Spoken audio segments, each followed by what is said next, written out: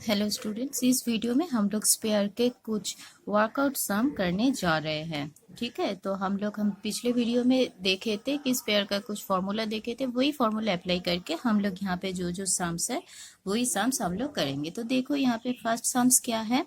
If the length of the diameter of A solid sphere is 28 centimetre and is completely immersed into the water.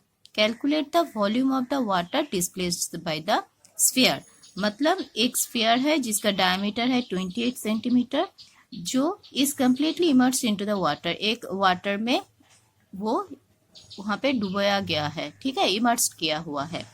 तो अगर हम लोग जानते हैं कि अकॉर्डिंग टू आर्किमिडीज प्रिंसिपल कि कहीं भी किसी बाकेट में अगर पानी होता है और अगर उस पे हम लोग कुछ वहाँ पे डुबोते हैं तो फिर उसका जितना वॉल्यूम है उसी वॉल्यूम का अमाउंट ऑफ वाटर वहाँ से डिस्प्ले बाहर आ जाता है। ठीक है, तो ये नॉर्मल एक प्रिंसिपल है। तो यहाँ पे तो calculate the volume of the water displace bye the sphere, तो क्या क्या होगा। तो फिर यहाँ पे हम लोग एक बात तो ये लिख सकते हैं कि volume of water displaced by the sphere क्या है, equals to volume of the sphere. ठीक है, वॉल्यूम ऑफ द स्फीयर, तो जितना वाटर बाहर आएगा उसका कितना वॉल्यूम है, वही वॉल्यूम जो स्फीयर का वॉल्यूम है। तो गिवन क्या है, गिवन है तो यहाँ पे देखो, यहाँ पे क्या दिया हुआ है, डायमीटर ऑफ द स्फीयर, मतलब दिया हुआ है diameter of the sphere D equals to कितना दिया हुआ है 28 सेंटीमीटर। तो फिर रेडियस कितना होगा, हम लोग जानते हैं कि radius equals to R equals to D by 2, that means 14 centimetre. ये तो हम लोग जानते ही है। अब क्या चाहिए हम लोगों को, वॉल्यूम ऑफ द स्फीयर, क्योंकि वॉल्यूम ऑफ द स्फीयर ही तो है volume of the displaced water. तो फिर therefore now volume of the sphere equals to, हम लोग क्या जानते हैं, स्फीयर का वॉल्यूम का फॉर्मूला क्या है, 4/3 पाई आर क्यूब। ठीक है, तो 4/3 पाई आर क्यूब मतलब यहाँ पे लिखो 4/3 पाई मतलब क्या आता है 22/7 इंटू आर क्यूब, मतलब आर कितना है 14, तो फिर 14 इंटू 14 इंटू 14, तो वॉल्यूम है, वॉल्यूम का यूनिट क्या होता है क्यूबिक सेंटीमीटर। ओके, तो अगर हम लोग इसको करेंगे तो फिर पूरा कैलकुलेशन करके हम लोगों का यहाँ पे वैल्यू आएगा 67 क्यूबिक सेंटीमीटर। तो फिर आंसर लिखना है, क्योंकि कुछ भी प्रॉब्लम सम में जैसे क्वेश्चन का है तो उसी हिसाब से आंसर लिखना है। Therefore the amount of displaced water is कितना है 11498.67 क्यूबिक सेंटीमीटर। ओके, तो ये है हम लोगों का फर्स्ट सम। अब नेक्स्ट सम देखते हैं। 127 2/7 square centimeter of sheet is required to make a hemispherical bowl। ठीक है, हेमिस्फेरिकल बोल मतलब एक हाफ स्पेयर बोल, ये है हेमिस्फेरिकल बोल। Calculate the length of the diameter of the four part of the pair, मतलब इसका ये डायमीटर हम लोगों को चाहिए, ये है हम लोगों का डी। तो ये जो बोल है हमेशा याद रखना, बोल मतलब एम्प्टी होता है, सॉलिड नहीं, मतलब ये वाला पोर्शन जो है ये खाली है। ठीक है, ये ब्लैंक है, मतलब ये सॉलिड नहीं। तो ब्लैंक है मतलब तो बोल का सिर्फ सरफेस एरिया, तो क्या लिखा, required to make a hemispherical bowl. तो ये स्क्वायर सेंटीमीटर मतलब किस पे आता है, सरफेस एरिया। तो एक बोल बनाने के लिए जो इसका, तो बोल बनाने के लिए कितना चाहिए, तो सिर्फ इतना ही सरफेस चाहिए। तो कितना शीट चाहिए, इतना square centimetre required to make hemispherical ball, calculate the length of the diameter, तो इसका डायमीटर कितना चाहिए। तो हम लोगों को क्या निकालना है इसका, अगर हम लोग एरिया निकाल सकते हैं, ठीक है, एरिया मतलब इतना, तो पूरा सरफेस एरिया, तो यही तो है वैल्यू इतना, ये शीट दे के पूरा सरफेस एरिया ही तो बनाया गया है बोल का, ठीक है। मतलब ये जो है square centimetre of sheet is required to make the bowl, इसका मतलब ये बोल का जो सरफेस एरिया वो बनाने के लिए इतना शीट चाहिए। तो हम लोग क्या जानते हैं कि surface area of hemispherical, hemispherical मतलब हाफ स्फेरिकल, हेमिस्फेरिकल बोल क्या है, 2πr²। फुल स्फीयर का ये सरफेस एरिया है 4πr², और हाफ हेमिस्फीयर का एरिया है 2πr²। और अगर ये सॉलिड यहाँ पे होता तो फिर ये एक्स्ट्रा πr² यहाँ पे इंक्लूड होता, मतलब सॉलिड हेमिस्फीयर अगर होता, पर बोल सॉलिड नहीं है। तो सरफेस एरिया हेमिस्फेरिकल है 2πr², और वो वैल्यू कितना है, ये है उसका वैल्यू, मतलब 127 2/7 स्क्वायर सेंटीमीटर, ये क्या है, गिवन है, ठीक है। अब क्या चाहिए हम लोगों को, डायमीटर चाहिए। तो डायमीटर मतलब यहाँ से अगर हम लोग रेडियस निकाल पाएंगे तो डायमीटर आ जाएगा। तो यहाँ से हम लोग कैलकुलेट करते हैं, 2 × 22/7 r² इक्वल्स टू, इसको अगर हम लोग कन्वर्ट करेंगे फुल फ्रैक्शन में तो फिर क्या आ जाएगा, 891। ओके, अभी किसी को डिवाइड वगैरह मत करना, क्योंकि ये तो एक से दूसरे को काट सकते हैं। तो फिर देखो अल्टीमेट एकदम लास्ट में जाके डिवीजन करेंगे, तो 8² कितना आएगा, 8² आएगा, देखो 891/7, ये तो है, इधर ऊपर जो है वो नीचे आ जाता है, मतलब 22 × 2, और नीचे में जो है वो ऊपर चला जाएगा, ठीक है। आप यहाँ पे इसको काटो, 7 7 काट जाता है, ये 11 से जाएगा, 2 जा 11, 11 8 जा 88, 81, तो कितना हो रहा है 81, 2 × 2, ठीक है। यहाँ पे देखो, यहाँ पे 8² है, 8² मतलब इसको तो रूट लाना है, ठीक है, रूट लाना है, मतलब इसको हम लोग ऐसे लिख सकते हैं, 81 मतलब 9 × 9, 2 × 2, ठीक है। और तो फिर r² इक्वल्स टू, अगर ये होगा तो फिर r इक्वल्स टू कितना होगा, 9/2, एक एक कट जाएगा, इसको अगर रूट बनाएंगे तो, ठीक है। तो r रेडियस कितना आएगा, 9/2। तो देयरफॉर डायमीटर कितना होगा, 2r, 2 × 9/2 equals to 9 centimetre. Okay, तो हम लोगों को क्या चाहिए, डायमीटर ऑफ द 4 पार्ट। तो ये अगर बोल होके कोई सॉलिड बोल ना होके कोई सॉलिड स्फीयर होता तो फिर ये क्या आता, 4π², और सॉलिड हेमिस्फीयर आता तो 3π²। तो फॉर्मूला देखना पड़ता है और क्या चाहिए वो भी देखना पड़ता है। तो फिर हम लोग क्या लिख सकते हैं, देयरफॉर रेडियस नहीं, क्या चाहिए, diameter, diameter of the 4 part of the bowl is 9 centimetre. Simple है, सिर्फ हम लोगों को फॉर्मूला यूज करके करना पड़ रहा है। ओके, अब नेक्स्ट सम्स देखो। तो क्या है इस सम्स में, if two sphere with the radii of 1 centimeter and 6 centimeter lengths are melted, and a hollow sphere with the thickness of 1 centimeter is made. Calculate the outer curved surface of the hollow sphere. मतलब दो sphere है, पहले question को समझना है, दो छोटा छोटा स्फीयर है, मतलब एक है 1 सेंटीमीटर रेडियस, जिसका रेडियस है 1 सेंटीमीटर, और दूसरा थोड़ा बड़ा है, उसका रेडियस है कितना, 6 सेंटीमीटर। ठीक है, तो ये दोनों स्फीयर, ऑब्वियसली ये सॉलिड स्फीयर है, स्फीयर मतलब 3D शेप। तो ये दो स्फीयर को क्या किए, मेल्ट करके क्या होगा, एक वॉल्यूम आएगा किसी भी मेटल का, तो उस वॉल्यूम से एक दूसरा स्फीयर बनाया गया है जो होलो स्फीयर है। होलो स्फीयर मतलब ये तो है इसका सॉलिड पोर्शन, ठीक है।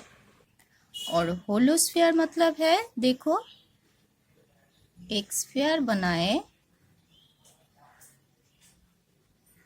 होलो sphere with the thickness of 1 centimetre. तो ये देखो होलो स्फीयर, होलो स्फीयर मतलब भीतर पूरा खाली है, थिकनेस है 1 सेंटी, मतलब ये सिर्फ यहाँ तक ये थिकनेस है इसका, इतना पोर्शन सॉलिड है। इसका वैल्यू है कितना, 1 सेंटीमीटर।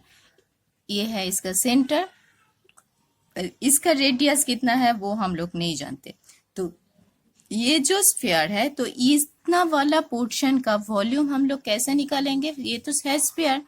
तो ये सपोज कोई भी होलो स्फीयर का वॉल्यूम कैसे निकाला जाता है, बाहर स्फीयर का वॉल्यूम और माइनस अंदर स्फीयर का वॉल्यूम, तब जाके क्या होगा, ये जो बाकी बचा हुआ पार्ट है उसका वॉल्यूम हम लोगों के यहाँ पे आ जाता है। ठीक है, तो ये तो हम लोग जानते हैं, जैसे हम लोग रोड में भी देखे थे, जब रोड का सम्स किए थे वहां पे क्या हुआ था, क्लास 9 पे तुम लोग किए थे ना, क्या एक रोड है, यहाँ पे गार्डन है, गार्डन के चारों तरफ रोड है, तो उस रोड का लेंथ हम लोग यहाँ पे क्या देते थे कि पूरा बाहर का गार्डन का एरिया माइनस अंदर का गार्डन का एरिया, ये रोड का एरिया आ जाता था।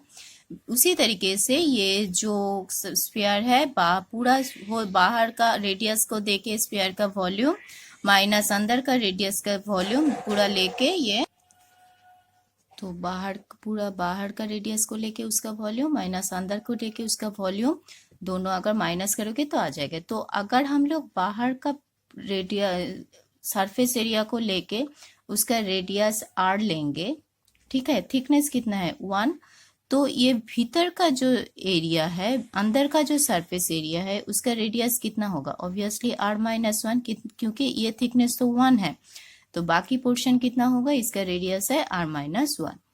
ठीक है, अब देखो क्या होगा, तो ये दोनों को मेल्ट करके ये आएगा, मतलब इसका जितना वॉल्यूम है, ये जो सरफेस का, होलो सरफेस का थिकनेस को लेके जो स्फीयर बना उसका वॉल्यूम सेम है।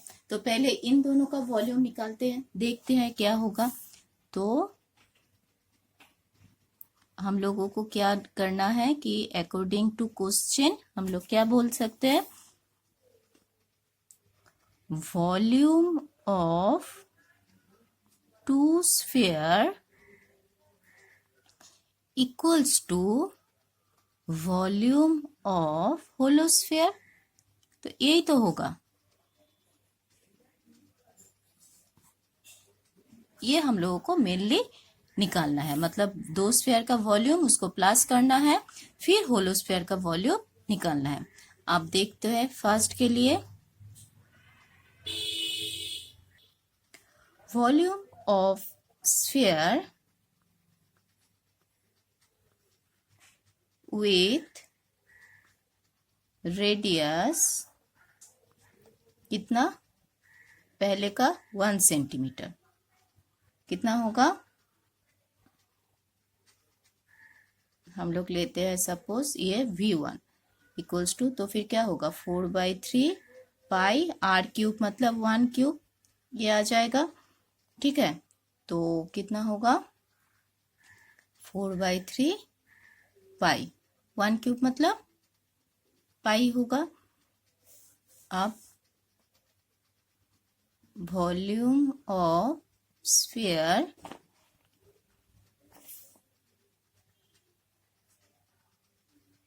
विथ रेडियस, सेकेंड स्फीयर कितना है 6 centimetre,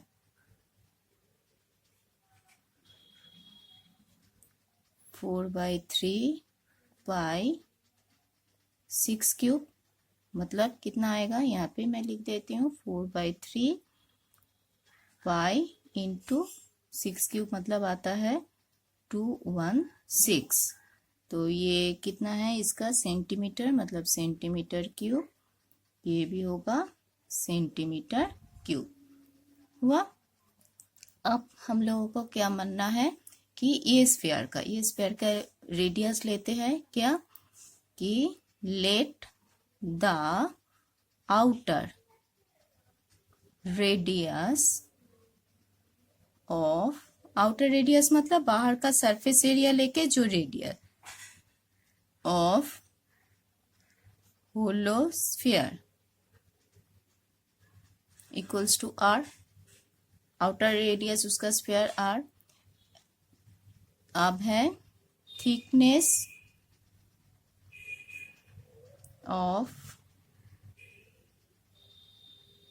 the sphere is 1 centimetre. ठीक है, ये है थिकनेस 1 सेंटीमीटर, ये R1 है। तो फिर इनर रेडियस का क्या होगा, देयरफॉर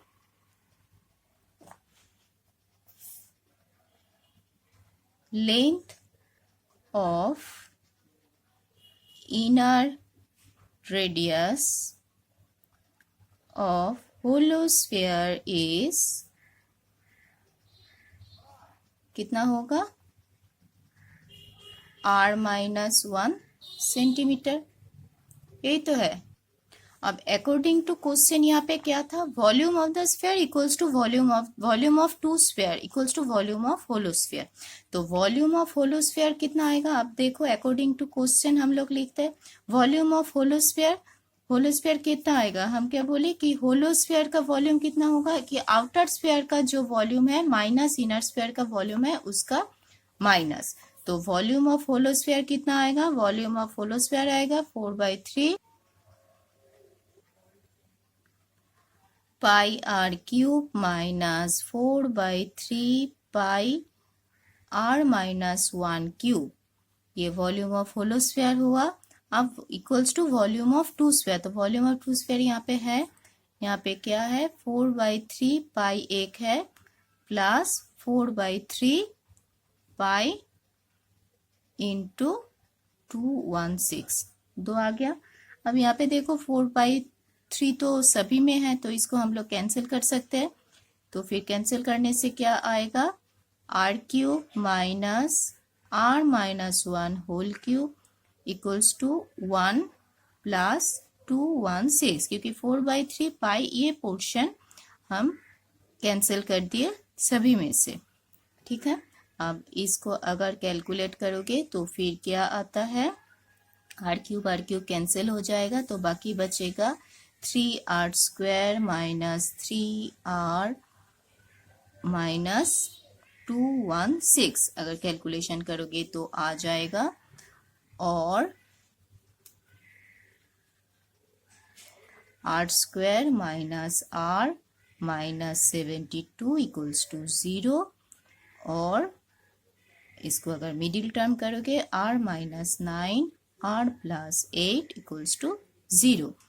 ठीक है, तो R का वैल्यू क्या निकलेगा, तो फिर R इक्वल्स टू होगा 9 माइनस 8, दोनों आएगा। पर रेडियस क्या होगा, रेडियस कभी भी नेगेटिव नहीं हो सकता, as R can not be -8, therefore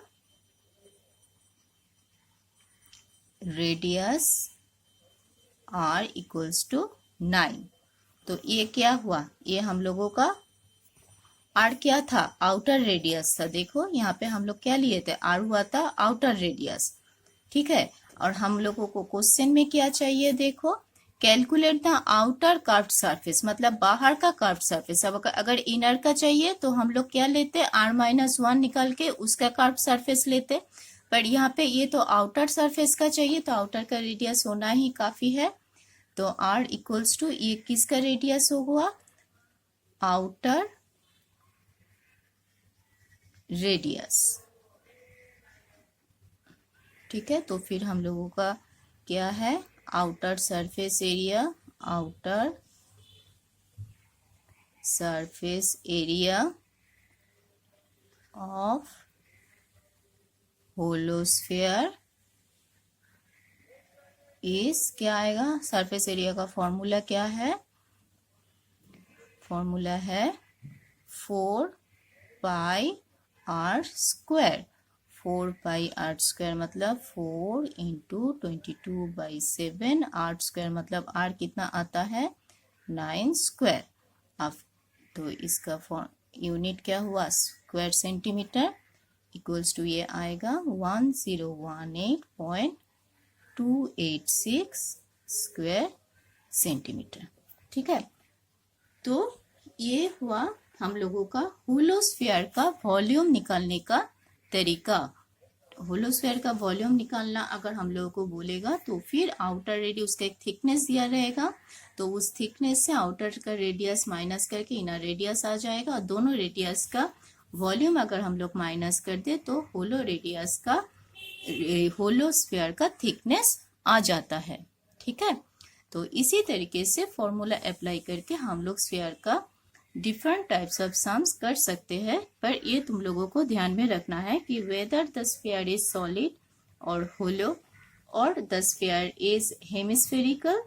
hemispherical में भी ये देखना है कि हेमिस्फेरिकल बॉल होता है तो फिर वो सॉलिड नहीं होता है, मतलब उसका ऊपर वाला 4 पार्ट सॉलिड नहीं होता है, तो उसका सिर्फ πr² होगा सरफेस एरिया। और अगर ऊपर वाला पार्ट सॉलिड होगा, मतलब अगर कोई बॉल अगर हम लोग काटेंगे, मतलब कोई सॉलिड बॉल, आयरन बॉल, तो फिर क्या होगा, आयरन बॉल तो ऐसे नॉर्मली होलो नहीं होगा, तो उसका क्या होगा 4 पार्ट भी होगा, तो उसका सरफेस एरिया होगा हम लोगों का πr², 2πr² प्लस πr² मतलब 3πr²। ये फॉर्मूला को देख के हम लोग को यूज करना है। ओके।